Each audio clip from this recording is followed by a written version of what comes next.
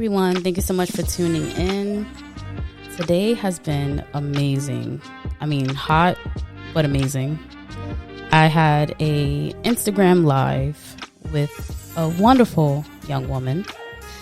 I haven't been on Instagram live in so long, so she definitely broke me out of my shell, and we had an amazing conversation. So I am here because I want to play the conversation for you all. I was able to capture the audio from our Instagram live. So in case you missed it, no worries. I got you covered. That's what I'm here for. I want to make sure that you have every opportunity to get some information from valuable people who know what they're talking about. So stay tuned for the interview I had with my amazing guest. She'll tell you about herself. We talked about stress, recognizing when to take a time out. You never want to get burned out from everyday life activities. There's a lot of times when we don't set aside time for ourselves. So stay tuned for the interview with my guest. Come on in. Welcome.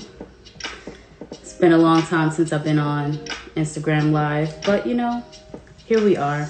I have a special guest that's going to be joining me very soon, and we're going to be talking about stress. Man, stress, you already know. I'm sure everyone has experienced it already. Our stress levels are like this. All over the place. Hello. Welcome. Thank you so much. Make sure you send this live to anyone you know who is going to find value in this conversation about stress, how to manage, how to recognize the warning signs, all of that. Thank you. Hi, everyone. I'm so excited to see so many familiar faces or names that are coming up, joining today. Thank you so much for being here. My guest is going to be joining me very soon, and we're going to talk a little bit about her profession and the levels of stress that we all deal with. If you have questions, comments, concerns, make sure you put them in the comments. And let's get this thing started. I feel like the more we talk about certain things that happen in our lives and we're real about it, we can channel that either negative energy or whatever it is that you may be feeling and turn it into something amazing. It's experience, lessons, That's how we grow. Yeah, she is here. Send the requests. We are ready for you. Ready to get this conversation started. And I was looking up some things about stress, and it says stress is a feeling of emotional or physical tension. It can come from any event or thought, and it makes you feel frustrated, angry. I'm sure we've all been there. There's physical symptoms of stress, which is chest pain, body aches, exhaustion, trouble sleeping. I myself have personally experienced the stress of being a mom, being a business owner, just having so many different hats that I have to wear. So to manage it all is a challenge, but we push through this thing called life and challenges. Oh, so there you are. How are you? I'm sorry, I lost some of my sound. No. Can you hear me? Barely. Hello, everyone. Let me work on the sound. Okay. If everyone else can give me a thumbs up and let me know that you can hear me. Because, sometimes these things, technology, you never know when it's going to do us right. So many people joining. I'm so excited. My sound is low. Okay. So maybe you can go out and come back in.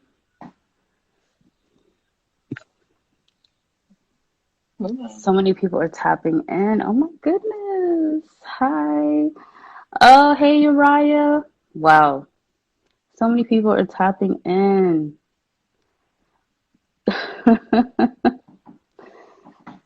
So we're gonna get the sound right. If everybody, Okay. you got it? Yes. Yay! All right, now I'm gonna turn my volume down because now I hear you loud, super loud and clear. How are you? I am well. And yourself? Doing great. Seems like you came in and a bunch of people just came in. I'm like, okay. I brought try the to party. try to say hello to everybody. So yeah, introduce yourself and then we'll Okay. get started on the conversation of stress. Okay. So hi everyone. My name is Amani and I'm based in California, Southern California, and I am a licensed marriage and family therapist. And just to make sure that that is clear, um, a licensed marriage and family therapist, at least on my side of the country, means that I am recognized by the state of California to practice individual therapy, family therapy, um, obviously marriage therapy, and also can do a myriad of a lot of other things with supervising, like interns or associates, um, consulting. But the main thing is providing therapy and providing information. And I hope that this live will provide some valuable information about stress, which is becoming one of my favorite topics. So I'm ready to jump right in. Yes, I'm excited to have you here on the show. Excited to have everyone else joining, tuning in, and writing their comments and waving. And I'm trying to do is trying to wave back to everybody. Um, but we talked a little bit about the stresses of our lives, and I wanted to get into the conversation of recognizing when you, I guess, those warning signs when you're probably halfway at that level of stress Mm, and recognizing how to diffuse it. right. So, can you talk a little bit about that? Yes, absolutely. So to introduce that, so everyone knows, we kind of talked a little bit earlier about a couple things, and Nikki was asking for some statistics. So I grabbed a few, and I just want to share them because they're very specific to stress. So right now, well, sorry, not right now, but the APA, which is the American Psychological Association, did a stress study for 2020, and what they found was 8 in 10 adults, which is about 78%, say that the COVID pandemic or coronavirus pandemic is a significant source of stress in their lives. I think almost most of us can agree to that. Also, 2 in 3 adults, which is about 67%, say that they've experienced an increase in stress during the pandemic specifically, which again, I think we can all agree. And then it gets into specifics of the physical and emotional toll of increased stress, saying that about 49% of adults reported behavior being affected negatively, which has Mm, been an increase in tension in their bodies, um, and an increase of snapping or getting angry quickly with other people, mood swings, and or yelling or screaming at loved ones specifically. So I just wanted to add that into the mix because I think that that is something that is happening, whether we want to acknowledge it or not.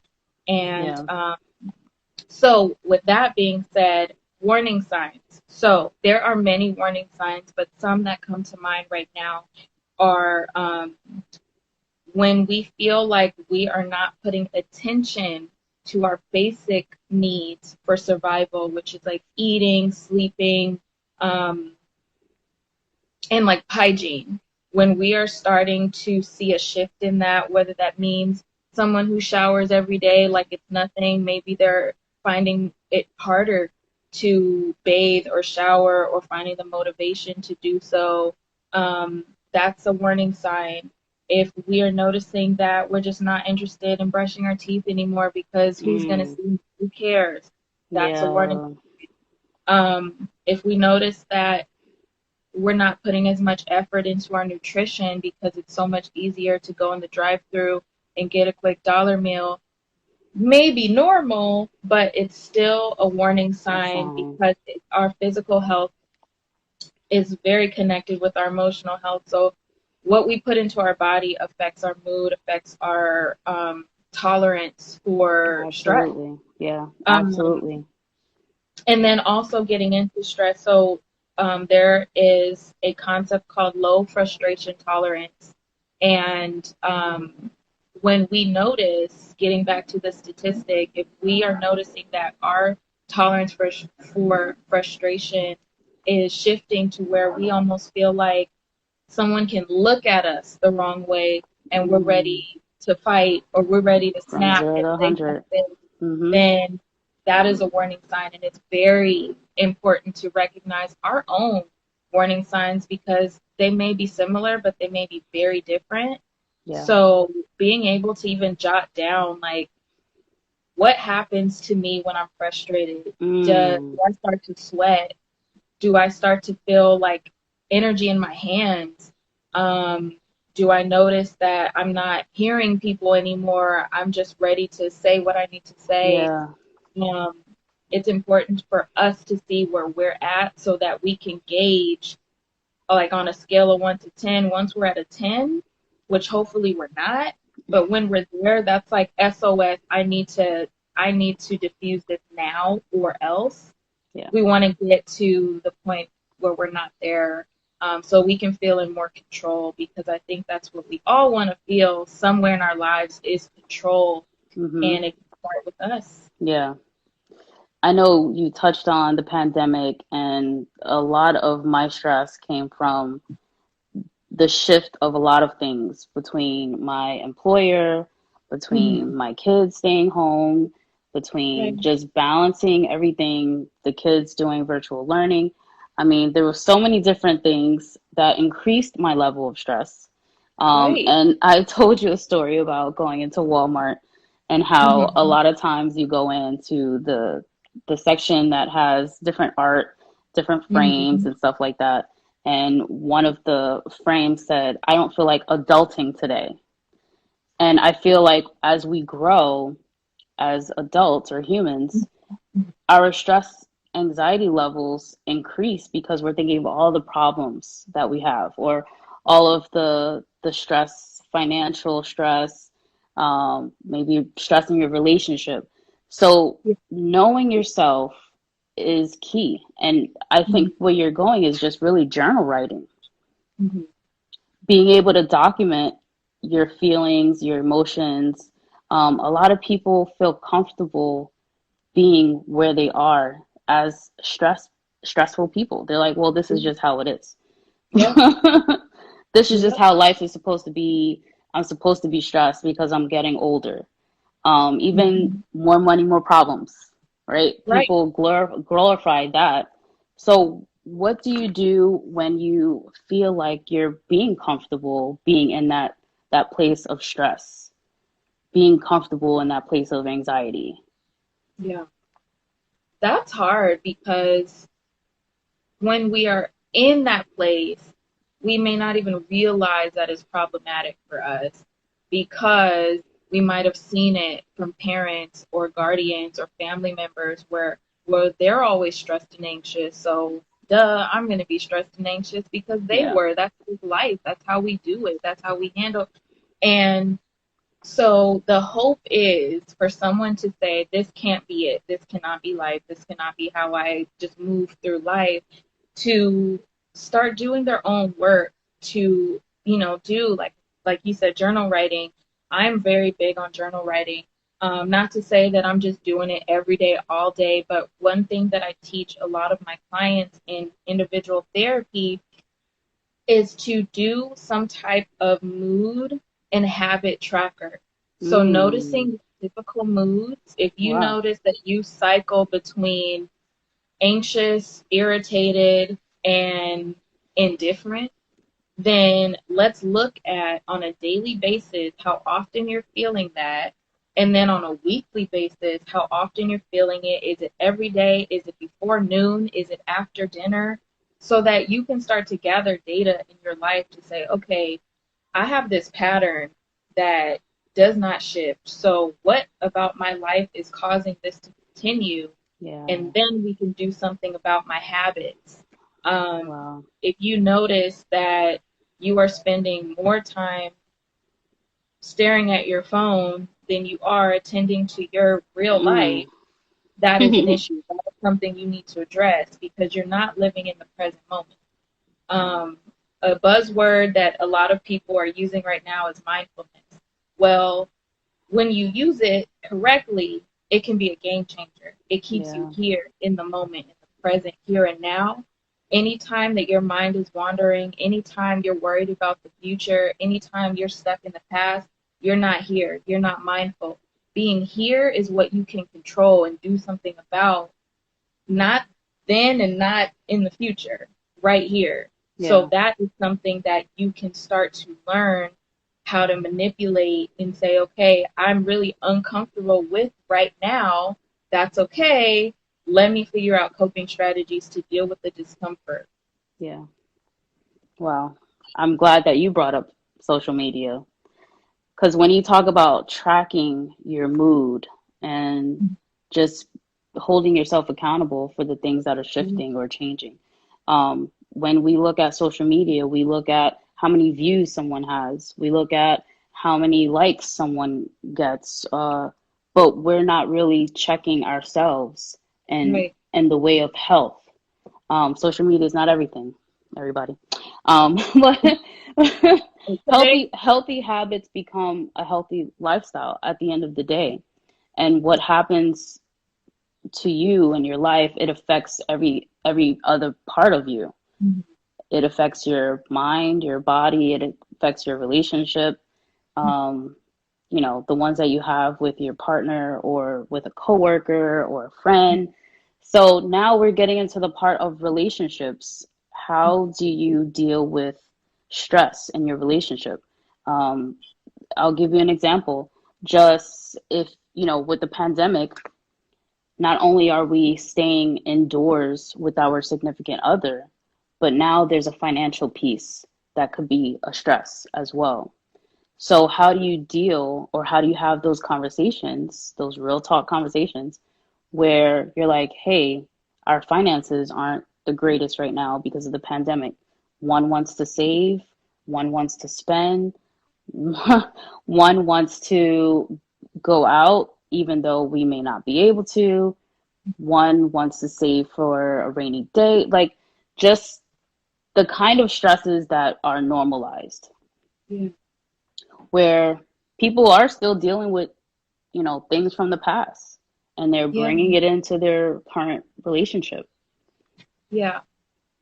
I mean, it's tough. And what I can say is hopefully being able to be absolutely real and have the hard conversation, even if it means planning it, even if it means writing down what you really want to say so that you don't get nervous to say it with that person because you know how sometimes conversations can get. Mm-hmm. Um, the more honest and the more talking you do with your partner and reevaluating all the time. I mean, you can't expect the same from, you know, however many years ago you've been with that person to be the same now. So reevaluating all the time, asking them, where are you at with this? Let me tell you where I'm at with this. How do we find some middle ground? Right. Because we're both in this together. I Yeah. mean, finances is a tough conversation, but having it and continuing to have it will at least continue to leave the door open for understanding and adapting.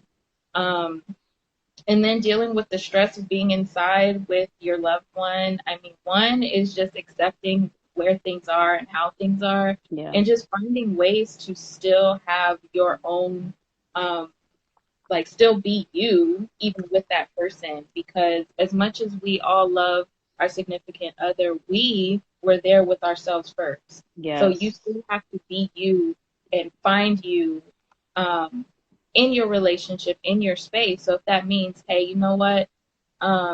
You go on and go back there and you go do your thing. I'm gonna go hang out on the balcony and do my thing, get some Right. fresh air, read a Yeah. book, and then we'll come together maybe later on and watch a movie. But I need my space, you need yours, and that's what helps us to come back together in a happy environment. See, we could talk a little bit about that, because some people feel like they need space or they want space, but they're not confident when that space happens. Mm-hmm. Like infidelity situations. If I give you too much space, you're gonna go seeking. Mm-hmm. You know what I mean? So if we could talk a little bit about the confidence part,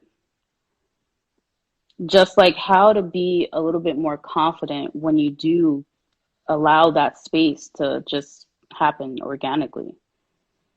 Well, I think it's important to recognize within, the relationship what space is. Like, what does it mean to Define you? space, right? Yeah, because one thing that I have learned and that I teach other people is please don't assume. Please do not assume. Because when you assume, most times you get it wrong. Let me tell you, you cannot assume what somebody is thinking, even if you've been with them a decade. Do not assume that you just know, because you will always be surprised or shocked that you did not know. And so don't assume, ask. Find out. Well, I want some space. Let me tell you what my space means. Maybe my space just means I need 30 minutes to myself to take some deep breaths. Maybe space for somebody else means I need to go take a drive, or I need to go book myself a room to be completely alone and to recharge so that I can come back and be the best partner for you and myself. Like, we need to know where each other are instead of assuming what it might be. And then that's where a lot of things slip through the cracks, is when we assume or we interpret things because of what it might look like. Yeah. If we could sum up stress in a bubble, what would that look like, or what would that sound like, to just have a label for stress? Like, I don't like labels, but if we're being real about it, could you personally define stress? Like, how you recognize that? And it could be like a personal thought, personal feeling. When I think of stress, I kind of think of, like, one of the things that I can kind of give like a metaphor to me is when I watch, if anyone has ever seen Hoarders, where oh my gosh. Wait, on Netflix? Anywhere. Netflix, Hoarders? you can like A&E, TLC, whatever. But we all know the show Hoarders. But like, to me, that is like that is stress to me, because it represents so many things. It's physically stressful because how do I even get to the next room because there's stuff everywhere? But then the emotional hoarding, like the emotional clutter that comes with that. I mean, if you think of the difference between like when your house is kind of cluttered, you just got stuff everywhere, clothes on the floor, like things stacking up, and then how your mind feels about that space, I imagine it brings anxiety. I know it does for me. So when my space is clean and clear and I can see my path, then my mind kind of follows and I can kind of organize things in my mind a little bit better. So that is kind of like how I visualize stress. Is just like emotional hoarding. Yeah. Wow. I never really thought of it like that, but that is such a great example. And I think that we all think of stress in different ways. Right. We're all human. we deal with stress differently. We identify with stress in different ways. Stress to some people could just be emotional trauma from the past, and that could be a stress. It could be something that you really want to talk about, but don't know how to talk about it, don't know how to say anything about it, and that could be Mm-hmm. a stress. Anything that True. kind of weighs you down, and what you're saying, that clutter, that Mm-hmm. the clutter of our lives is Yeah, stress. absolutely. But now, Absolutely. how do we diffuse that? Like, what are some things that we can do to get better with handling stress and talking about it? Well, one thing that comes to mind immediately is prioritizing our stressors in our life. If you think about it to a degree, to-do lists can almost be prioritized as like stresses a Mm, little bit, right? Depending on what kind of that's thing true. on your to-do list. Yeah. So prioritizing it, I don't think everything holds the same weight. Mm-hmm. Um, so don't make it. If you have things that are like on fire, like this has to happen today or else, then Yeah. handle that first. Yeah. Don't put Priority things lists. and something very small as the same weight. And Mm-hmm. then if you have things that are more of a one or a zero, where it's like, yeah, it's important, but it can happen anytime, then lower that on your list. Like, don't just make everything a 10 if it's not, because that's just robbing you of the space to handle what needs to be handled. Absolutely. Yeah. What are some of the takeaways that you would want people that are tuning in to take away from the conversation? I want people to take away that you can manage stress. The reality is, it is hard. However, so is staying stuck. Mm, So just choose, like nothing comes easy. We know that. So choose which part holds more value. Um, and taking things like one thing at a time. You do not have to go full throttle with every single stressor, because that just, like it's too hard. Deal with one thing at a time. Um, and don't force yourself to do it all. yeah. I definitely love being able to track certain things, certain emotions, certain feelings that Mm-hmm. happen. Some people might say it's a tedious thing to do, but I feel like we document a lot of other things Right. that may not even matter too much than Mm-hmm. our own lives. And stress Right. is the number one killer. Yeah. So it's pretty much like, do you want to live? I've had those moments where I didn't want to live because of some mental Mm-hmm. health challenges that I've had to deal with and face full on. And I know that we also talked about facing those challenges and being Right. able to be uncomfortable to get comfortable. Right. So now my question is really when it comes to mental health, because we know that this is Mental Health Awareness Mm-hmm. Month. And for a lot of us, it's not just a month, but it's a lifetime. Some Yeah. people would say, oh, well, you dealt with that, but I'm still dealing with it. It's not Mm-hmm. something that ever goes Mm-hmm. away. It's just a challenge that I choose to journal, do journal entries, do my vocal therapy, and, just heal the way I need to personally heal for myself. How would you say this month has been for you mentally as a mom, a new mom and wife, and just different things because you talk to different people. So how are you balancing all of the things along with any stresses that you're going through?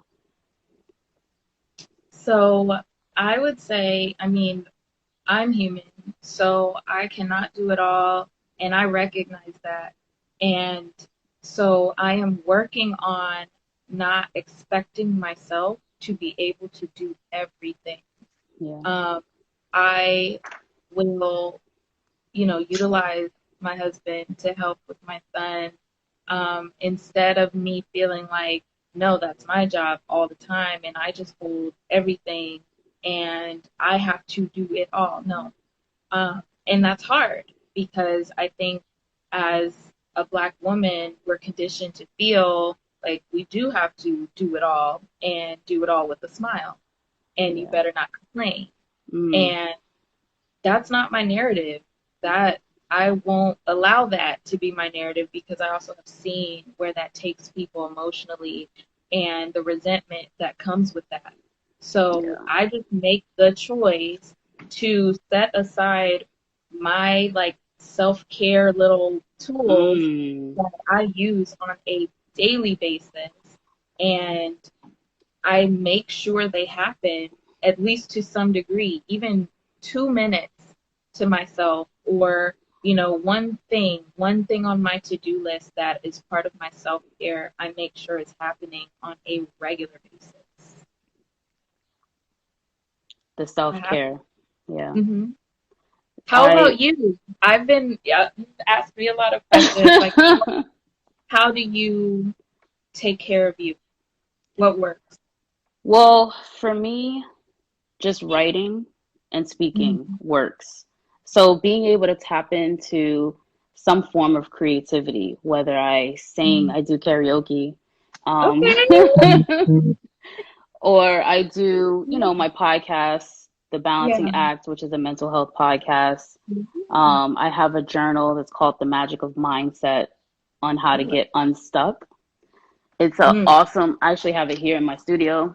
I always have it right next to me Okay. um, just because I'm always thinking like, what can I do to get better and to continue where I am right now? I always tell everyone that I'm on a journey of self-discovery and recovery. And when you're going through any type of process in your life, I always feel like it's better to communicate than to hold it in. So if I'm not doing that work, then I'm Right. really suffering and setting myself back. So definitely tapping into my creativity has kind of leveled me out with when it comes to stress. Mm. And I mean, we're all balancing so many different things. Yeah. That's also another reason why I call it my podcast The Balancing Act. Mm-hmm. And I do a lot of um, quotes. I do a lot of reviews on different positive affirmations. So I mean, it's all about mindset. It's all about mindset. It's like we I kind love. of have to trick our minds to think Yes. that we're not in this sunken place, but we're just coming out and getting out of our cocoons and becoming Yeah. beautiful butterflies. Right. All the time. Yeah. Like I don't think we are a constant work in progress. Yeah. Constant. Like I've never been to a point where I'm like, I'm all done. Everything's great. Like, Yeah. no, I just reach a level that I feel like, oh, okay, I got a handle on this, and there's more. And you just Yeah. keep working at it, and you keep getting better at you and who you are and how you treat people and how you are in this world. But I love that. Like, we all get stuck. We all do. And whether we notice it or not, there is always a way to get unstuck. And then once you figure out your cheat codes to Mm. life, then you can realize, uh-oh, I'm getting stuck again. Time to switch things around Yeah. before it takes a toll. Yeah.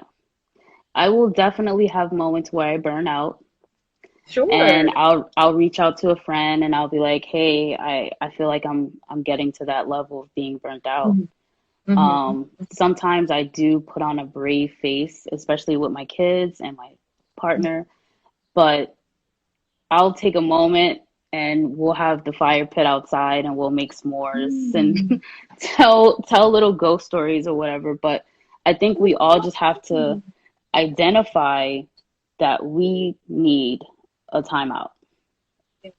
That, like, I feel like that's the important part, just knowing when you really need to take a step back. I agree.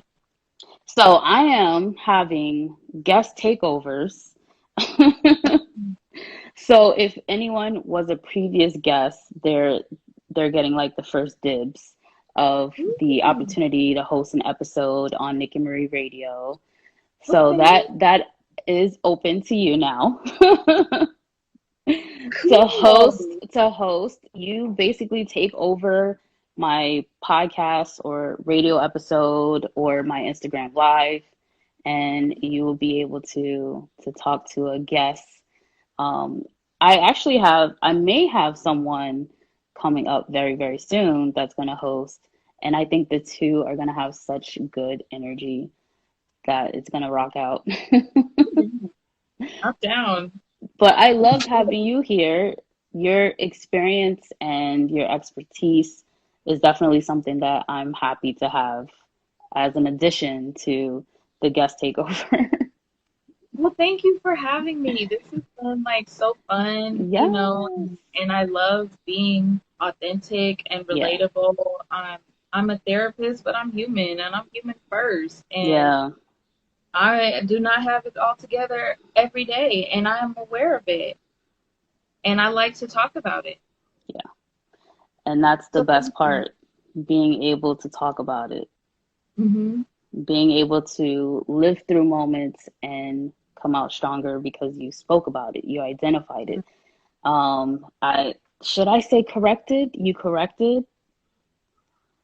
Like you corrected a moment that happened, Mm, hmm. or is that not the right way to say it? Because I always Yeah. feel like there's certain things that we say that may come off a little offensive, only because they're like, well, I didn't have a problem before, so why are you saying that I'm correcting it? Because some people No. don't identify certain things that they do as a problem.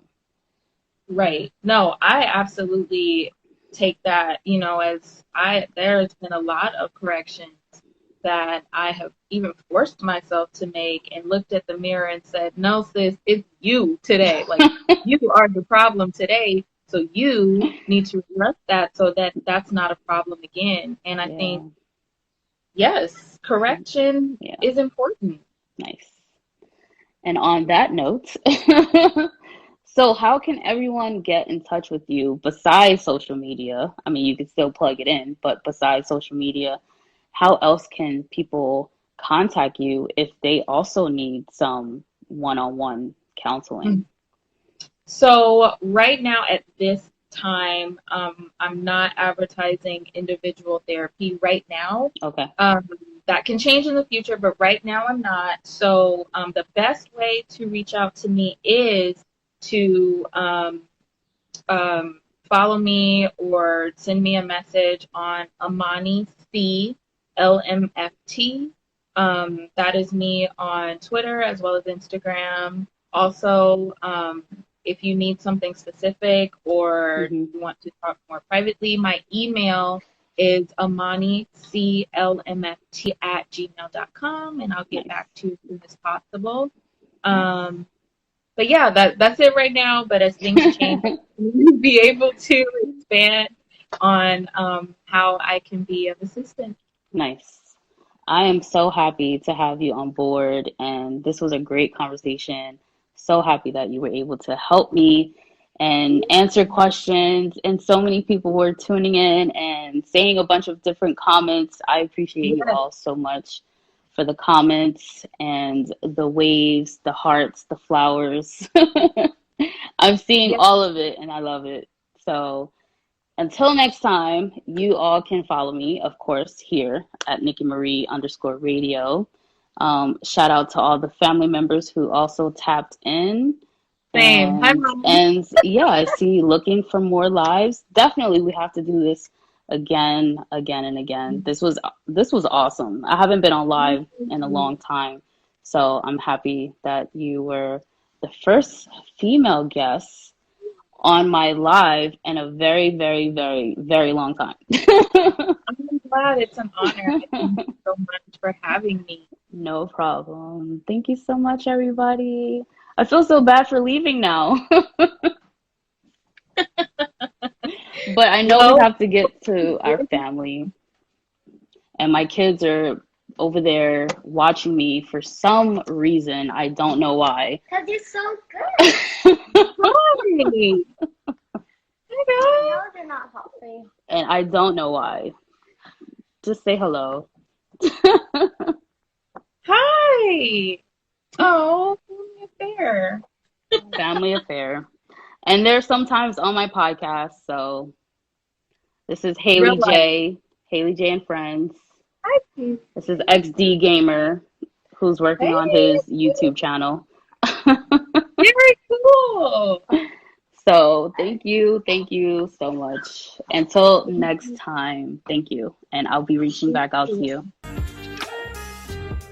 What a great interview. I loved every minute of it. I'm actually not going to edit any parts of that interview. I'm going to keep it all. The parts with my kids, the part where the phone is buzzing. It's all about acceptance and learning and listening and being in tune with yourself and the speakers and what we had to share.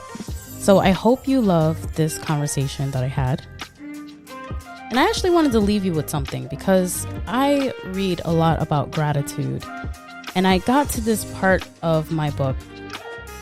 Well, not one that I wrote, but but it's about finding gratitude. And this one says, I am grateful for acceptance. And I think about stress. And I think about how often we do accept these things as part of our lives. But it really depends on how you're turning it from a negative into a positive. So we do want to identify stress within ourselves, our relationships, and change the narrative of what stress looks like, or if it's a negative stress or an emotional stress, what are we doing with it? But it says, I am grateful for acceptance. Acceptance means I am loved for who I am. It allows me to grow and challenge myself. Even though acceptance from others isn't necessary, it certainly helps me to teach or to reach my full potential and to feel loved. Acceptance doesn't have to come from others, or most importantly, it comes from within. Learning to accept myself for who I am allows me to live the life I have always wanted. Accepting myself for who I am has allowed me to find great contentment. And it's really how you look at your life as a whole. And when I thought of this topic of recognizing stress and having the ability to diffuse the situation, how much of yourself are you accepting? You got to accept the good with the bad, but you also have to know that there is room for growth and there is room to change. A lot of people say, well, I'm just going to accept the things that I cannot change. But there's always a part of us that we can change, especially if it's something that is harming us. If it's doing more harm than good, it may be something you really want to consider changing or correcting. So thank you so much for listening to today's show. I can be reached on all social media platforms at NikiMarie_radio.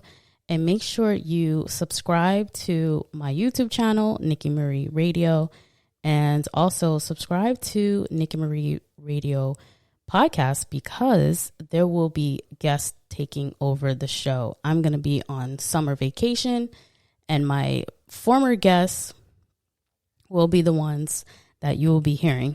So stay tuned for that. I'm excited. I'm excited to take a vacation and have someone else run the show. So stay tuned and thank you so much for listening. Make sure you love yourselves, but love each other as well. Thank you.